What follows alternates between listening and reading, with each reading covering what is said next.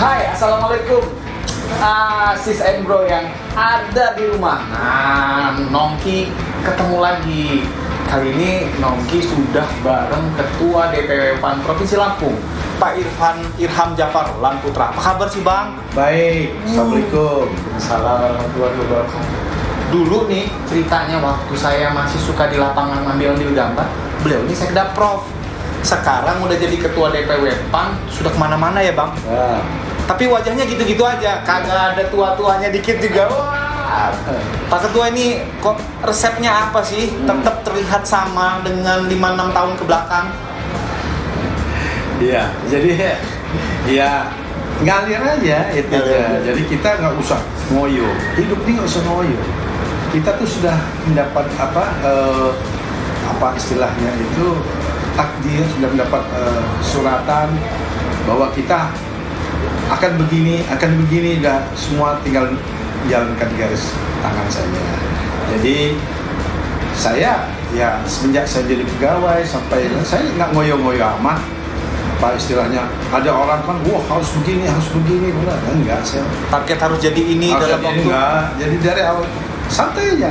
Kalau toh nanti akan nyampe ya alhamdulillah gitu. Kalau enggak jadi beban pikiran gitu. Iya. Jadi biarkan mengalir ya. Pak Biar Ketua ya. mengalir aja. Saya itu mulai kerja di pemerintahan golongan 2B. Wow. 2B, lulusan akademi. Oke. 2B, lulusan akademi.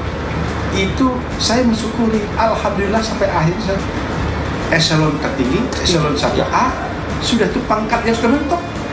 4E, nggak ada pangkat di atas itu lagi. Ya saya terima aja kayak gitu. Maka saya bersyukuri, di mana letaknya, alhamdulillah gitu. Bahwa apa namanya itu Tuhan menganugerahkan betapa kita diberi nikmat dan dia nggak ada. Saya menjadi sekda, ada saudara jenderal, saudara ini ya jalan aja. Mungkin waktu itu ya kebetulan gubernurnya respect sama saya dan Percaya, tunjuk alhamdulillah ya gitu. Pun begitu jadi Irjen Kementerian Kehutanan. Iya, setelah sekda Irjen ya Bang. Irjen. Iya.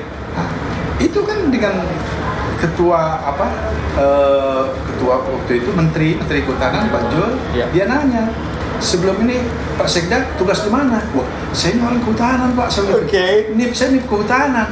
Sekolahnya pun kehutanan kalau nggak salah ya. Ya kenapa kok orbitnya ke pemerintahan? Nah nggak tahu sana orbitnya nggak bisa begitu. Oke. Soalnya di orbit di pemerintahan. Nah ini yang saya cari katanya. Orang kehutanan yang ngerti pemerintahan. Birokrasi. Atau orang pemerintahan yang ngerti kehutanan. Tolong bantu saya kata untuk menjadi sekjen di Kementerian Kehutanan. Itu berapa tahun kemarin Bang? Apanya? Kita di Kementerian Kehutanan Pak? Dari tahun 2010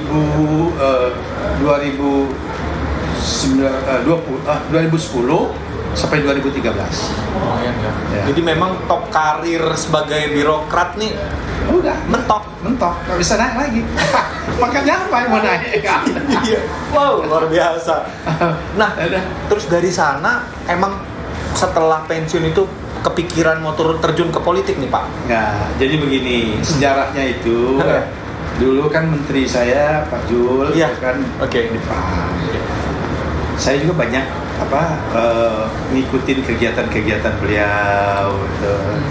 Nah, mulai dari situ saya bilang, kenapa tidak setelah pensiun saya ingin tetap mengabdi melalui partai politik. Iya. Partai politik yang waktu itu dekat ya.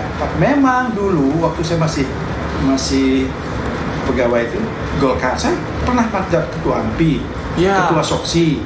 Saya di Lampung Tengah tuh ketua AMPI, ketua Soksi. Untuk Lampung Tengah tuh saya periode 1987 sampai 1990. Artinya dengan organisasi bukan hal yang baru buat si Bapak mau udah kawak ya. Dari mahasiswa. Dari mahasiswa udah oke. Mahasiswa saya ketua senat 2 tahun di Akademi Hukum. Sudah itu masuk di Presidium Silva Indonesia. Silva Indonesia itu Persatuan Mahasiswa Kehutanan Indonesia. Oke. Saya masuk salah satu presidium.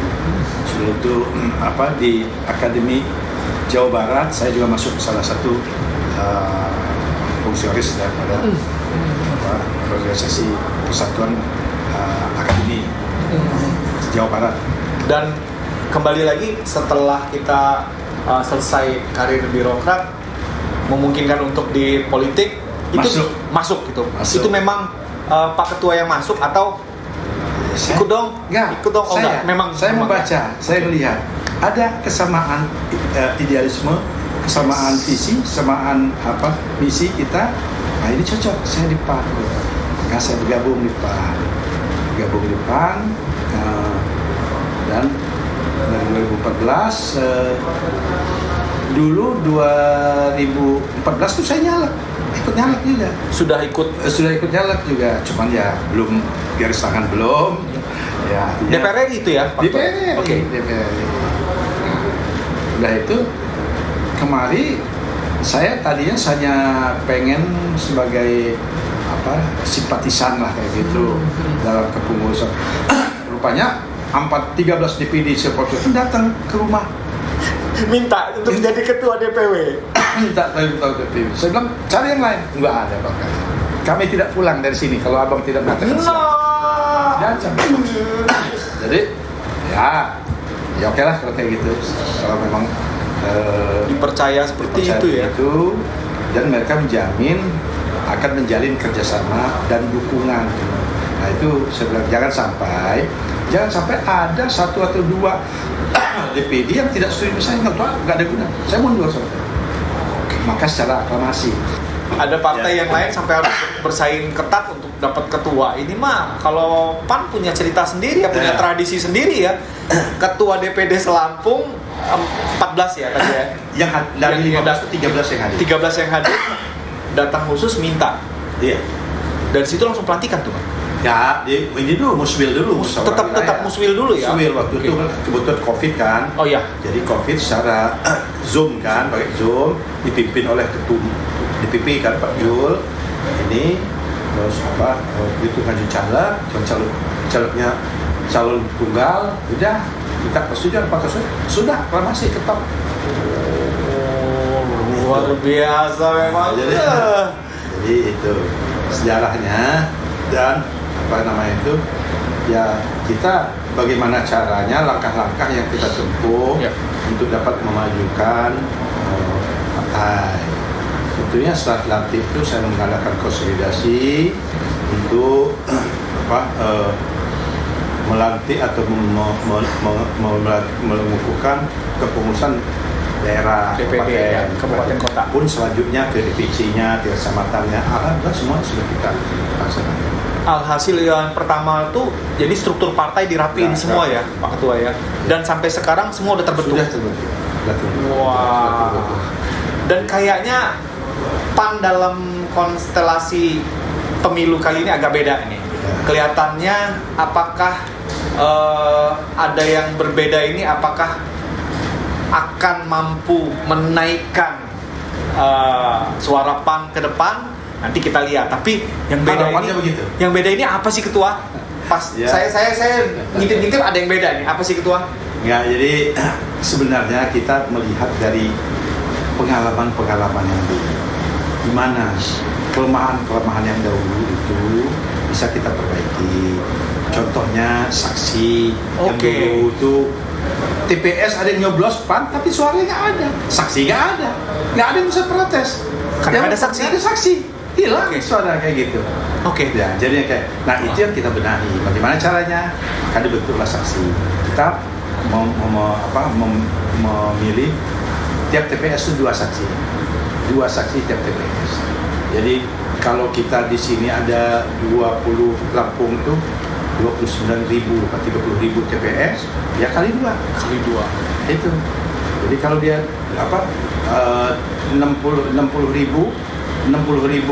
saksi, satu saksi itu punya bisa menggandeng 5 orang, 300.000. Sudah jelas itu angkanya. Sudah jelas angkanya. Dan itu bukan target yang terlampau tinggi sebenarnya. Oke. Jadi kita disitulah pelajaran yang dahulu, kelemahan dahulu kita coba benahi, kita coba yang kurangnya kita perbaiki, yang lebihnya yang bagusnya kita pertahankan, sehingga ke depan kita target nasionalnya suara DPR dari sekarang 54 rencananya targetnya 60 sampai 64. Kalau untuk Lampung sendiri, Pak Ketua? Lampung kan ada dua. Ada dua sekarang ya? Kita berupaya setidak-tidaknya 2, selebihnya mungkin 3, 4 ya. Kita pertahankan yang 2 minimal. Yang 2, Lampung 1, Lampung 2, 1. Oke. Artinya saksi PAN dalam pemilu kali ini dari mulai awal sampai akhir nggak boleh geser dari tempat duduk itu ya Pak ya? Iya. Makanya 2. Iya. 2 tuh begini. Oke. Kan yang di dalam kan 1. Oke. Saksi itu. Jadi umpamanya dia izin mau buang air atau apa, yang satunya masuk situ. C. Jadi tetap begini. Sudah itu umpamanya bisa bagi waktu. Yang satu mau saksi sholat, sampai ya. jam 12, Iya. jam 12 sampai jam 4. Ini gantian kayak gitu tuh. Itu saksi resmi. Dilapis lagi nanti dengan saksi tidak resmi. Oke. Saksi tidak resmi ini saksi dari calon.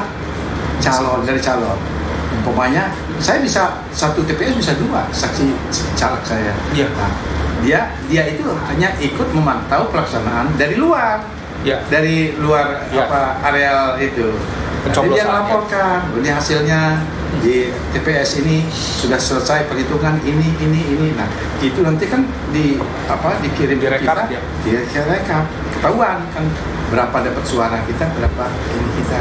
Artinya Pak Ketua, apakah setiap caleg yang diusung yang ada di PAN ini punya saksi seperti itu? Ya, rata-rata punya. Punya ya? Rata-rata punya. Ya bagaimana dia mau mempertahankan, memperjuangkan suara dia kalau dia ada saksi? Hanya lepas, kalau lepas ya berarti ya bagaimana nasib aja itu kan. Tapi kalau dia berjuang, ini yang kita tanamkan pada kader ya, untuk dia tetap berjuang bagaimana caranya ikut terpilih, ikut mewakili itu. Caranya ya saksi ini bisa dari keluarga, untuk kabupaten, provinsi, DPR ini ya, bisa dari kerabat kayak gitu. Maka kan pola kita kan kita merekrut saksi itu kan tidak didasarkan dengan paksaan. Kita tanya, Bapak, apakah sudah ada calon yang akan diperjuangkan? Ya. Oh belum. Nah bagaimana kalau bergabung dengan kita? Ini begini. Umpamanya dia bilang, oh sudah dah, monggo kayak gitu. Salah silakan. Bahkan tadi, Pak, saya cuma keluarga saya ini di calon kabupaten katanya. Tapi provinsi sama RI mungkin kami bisa bergabung. Monggo, gitu silakan. Jadi nggak jadi mesti fleksibel ya Pak Ketua ya. Oke. Jadi dari kan DPR RI provinsi sama kabupaten kota kan. Ya. Nah, yang bakal ramai ini kan kabupaten kota. Kabupaten kota itu kan biasanya wah. Itu kalau meleng dikit kabarnya ada yang nyolong suaranya. Luar biasa. Artinya rekrutmen saksi ini Pak Ketua sudah berlangsung dari sudah setahun yang lalu. Wow, setahun yang lalu. Ya, sudah setahun yang lalu. Wah. Jadi insya Allah solid Pak Ketua ya. Insya Allah. Dan itu sudah melalui berbagai pelatihan dong pastinya. Ya ini mulai kita pelatihan lagi. Ada diingatkan kita mulai pelatihan saksi. Jadi minta batas waktu katanya tanggal 11 harus sudah masuk ini ya kita penuhi. Dan kalau di PAN ini pelatihan saksi itu yang melatih dari DPW atau langsung dari DPP? DPP terus ada juga dari DPW juga. Jadi tergantungan ini ya namanya itu materi pelatihan itu apa? Wow. Materi pelatihan umpamanya bagaimana peran saksi sebelum pencoblosan atau setelah pencoblosan. Nah itu yang kita harapkan. Jangan nanti saksi begitu dapat mandat serah, udah itu pulang. Nah, ini itu nggak bisa ini. Berarti di situ tidak ada rasa tanggung jawab. Dia sudah diminta dan kita kan nggak ada paksaan, bukan sukarela. Sukarela harusnya tetap kita komit kayak gitu. Kalau kita sudah melakukan mengatakan iya, jangan pelin-pelan lagi. Artinya dari rekrutmen saksi awal itu ada pergantian nggak sih sampai sekarang nih? Ada juga diganti. Enggak. Jadi awal terus dia mungkin mundur atau mungkin ada hal-hal lain. Mungkin saja dia pindah ke partai lain, monggo silakan, itu hak mereka. Nah itu kita ganti. Wah keren banget. Gimana? Makin penasaran kan? Nanti makanya pada saatnya nanti lihat lambangnya yang ada di Pak Ketua. Kita balik lagi sebentar, kita jeda sebentar, nanti kita balik lagi.